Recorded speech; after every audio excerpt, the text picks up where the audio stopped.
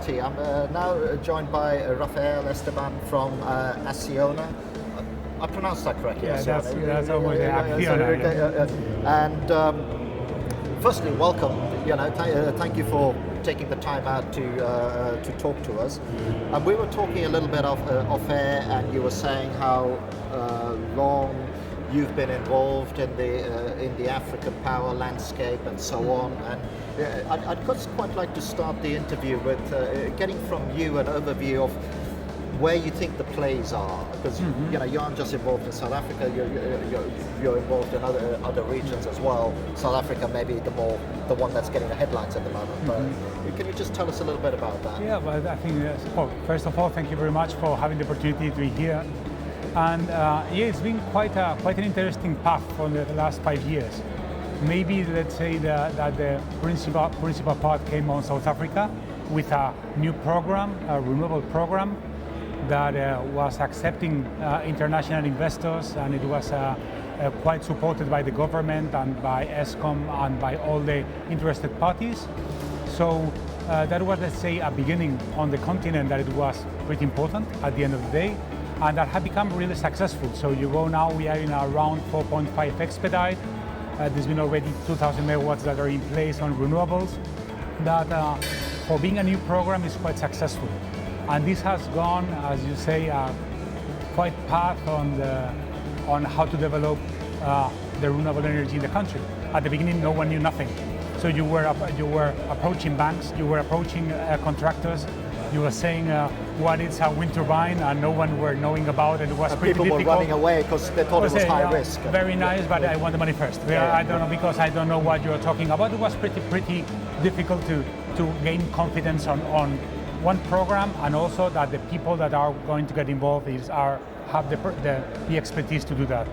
Now we are, after 5 years, I was saying that on this event and on the events that we're having from South Africa, that is quite mature at the end of the day. Renewables have come part of the life.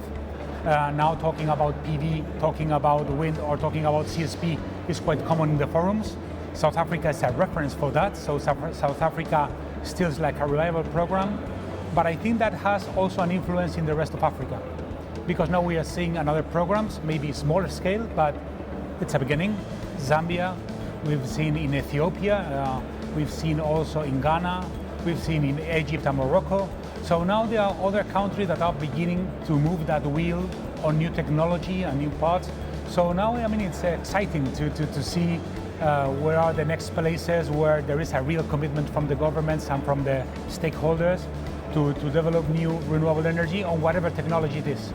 And one of the things that I've observed, I mean, I echo your renewable comment, because I was talking about renewables, when I first started covering this event 4 years ago, and people were going, oh, no, renewables, it's all about baseload, and that whole conversation has changed. And I think that may be also a global trend. But one of the other things I've observed is, when I first started talking to actors in this market 4 years ago, there were a lot of what I would, and these are my words, point players, the project financiers, and then you have people who manage the project, then you have people who own the tech, But I'm increasingly seeing people, a bit like what some of you guys do, play in every part of the value chain, Can you just tell us a little bit more about that? I mean, you must have been unique at some point, but you probably aren't that unique anymore. That's surely a whole change, isn't it?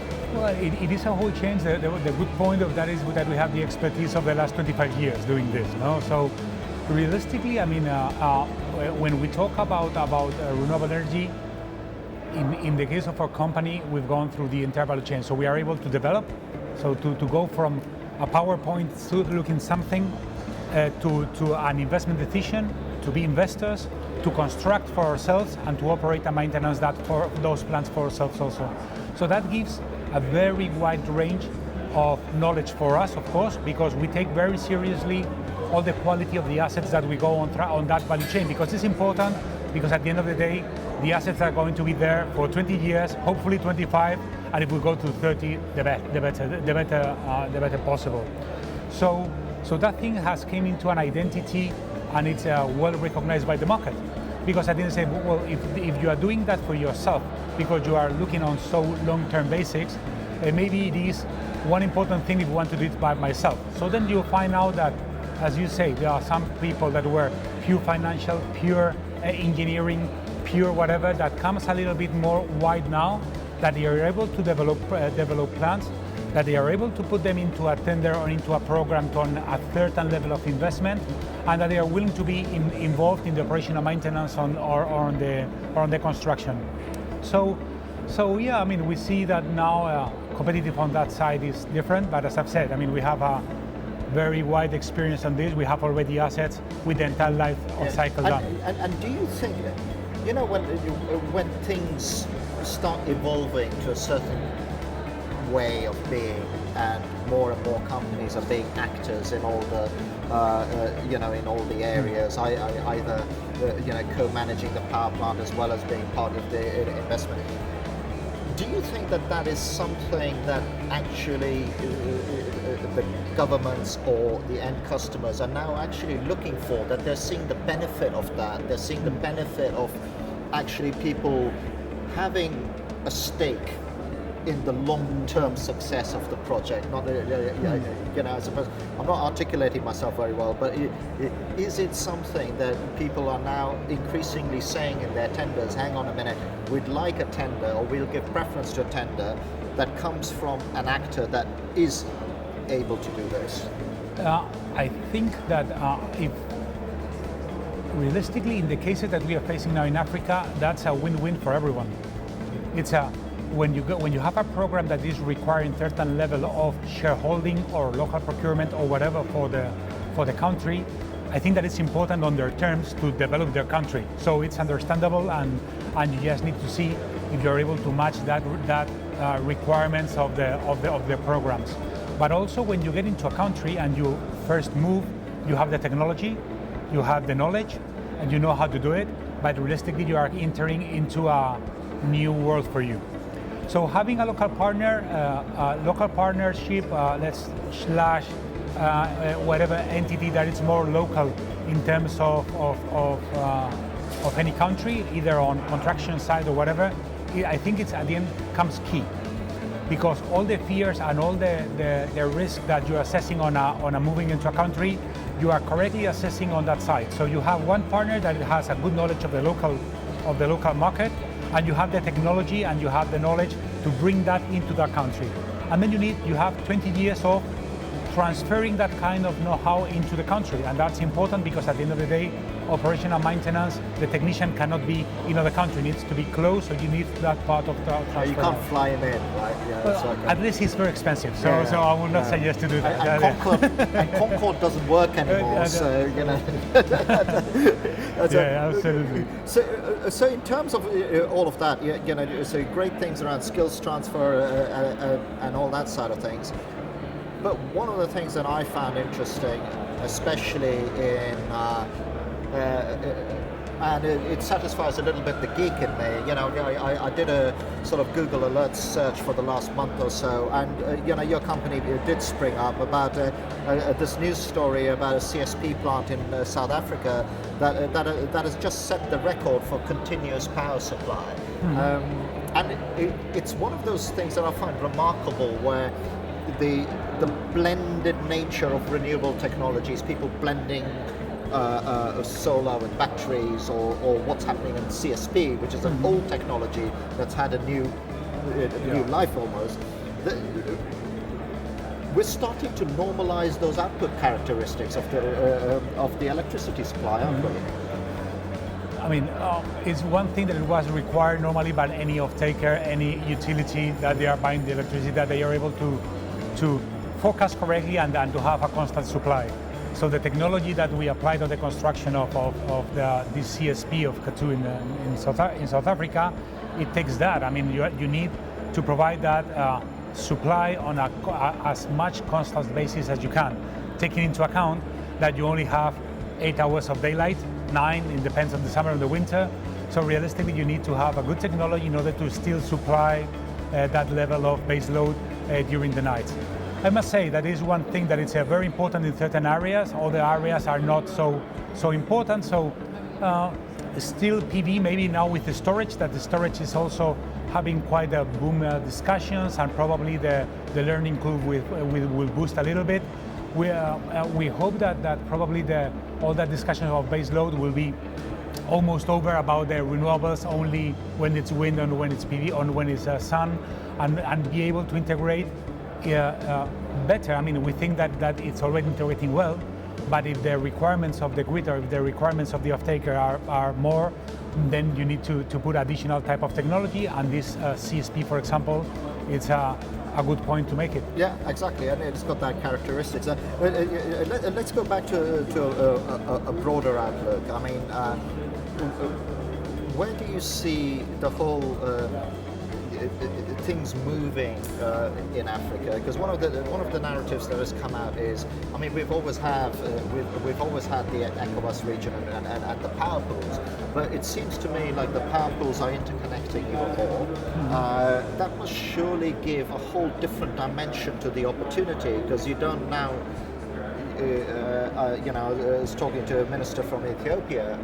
The narrative is going from we need the electricity to, hey, we can export this stuff. That's a whole different thing. Yeah, absolutely. One thing that maybe interesting is now that everyone is looking at the renewable energy in that sense, that is coming. Every one country wants to be the hub of energy to be exported to the next one. So if you go to different countries, and when you get to the representatives, they say, no, we want to be the hub to export to the country that it's. So there's an energy race. And then you go to the other one and say, no, absolutely, we're going to be the hub, and we're going to do it the other way around. No, so. Good thing, right? Good thing, and everyone could be at the end of the day. But for that, you need Africa. It's been forever. Let's say that the great potential, the great need for energy. So the market is there, the opportunities are there, and then you still have that risk certainty that you need in order to make investments on 25-year basics. Okay, political risks, security risks, currency risk, financing, etc. Everything that you need to make a big infrastructure work at the end of the day. So my feeling is that in Africa that there are now beginning to be different programs. Sooner or later there will be one that is well accepted by the investors because of its, let's say, turnaround, security, everything that is nice, like such as South Africa. So that will help that country.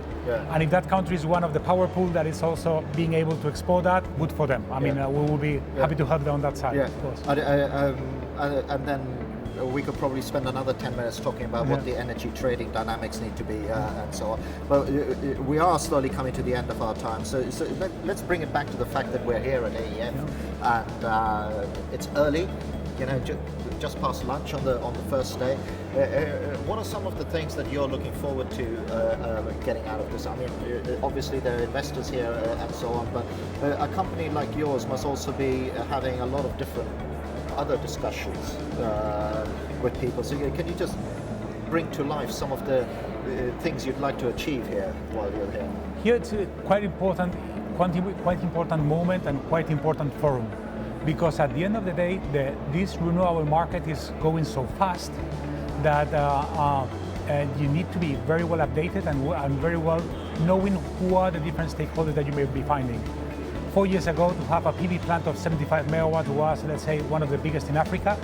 Now, you need also to make a storage, you need also to go on batteries and to think of smart grids and to think of remote areas. So things, those are good events in order to see what else are going in the market, because you need to get to be quite well updated, and you have here a lot of companies that are able to provide that information.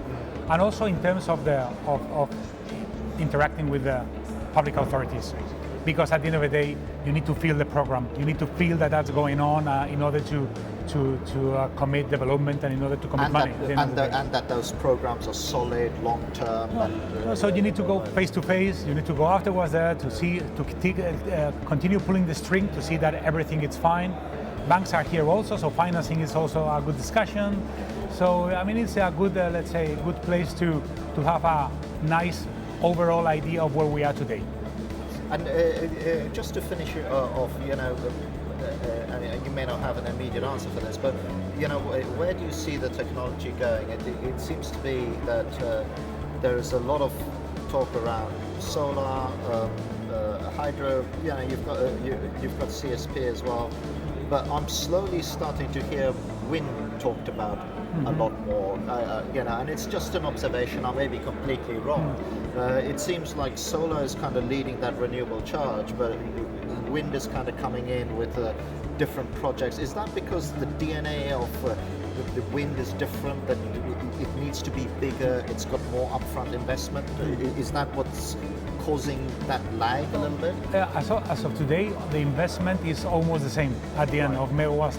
It's not, but the difference has been narrowing so much for the last 5 years that now PV is getting into the terms of investment of wind. So the discussion probably will not be there. No, at the end of the day, you need to put PV where there is good sun and wind where there is good wind. So wind will have their spots and they will have their market, and sun also. It is to build 1 megawatt of PV may be easier than one of 3 megawatt turbine of wind. So we'll need to see in the near future how that goes. Okay, because it's interesting how the prices are declining so much in one another, and it seems to be, let's say, a cannibalism battle between renewable parts. Okay, Gotcha. so we'll need to see. Gotcha. And I think that's kind of a good place to leave it. I do have one final question, which is, when you guys look at this market, and you've been in here for so long, you must look at this in a way that there is suddenly a whole lot of Me Too players as well, isn't it? There's so many new players here. So where are these guys suddenly coming from? Is it just because there's more stability in the African continent, or is it just what's driving all that? When we go to the tenders at the beginning, you see a part of not so big companies that they are willing to try to make business in Africa, let's say as us. Yeah. We maybe not the same expertise, but with the, let's say, the challenge and the bravery to go in a different country. But we also see usual suspects that we find ourselves in America, in Europe, maybe in Asia also. Yeah. So I mean, the world is getting very small at the end of the day for this. Yeah. We find ourselves, we find new people, but okay, well, I think it's good also for everyone to have that competitiveness, because this means that we will be, for sure, making us better and making everyone be more efficient also. Yeah, and sharing of technology and collaboration. Of Rafael, thank you very much for joining us. Thank you for it's the been a time pleasure again. talking to you. And thank you as well for watching.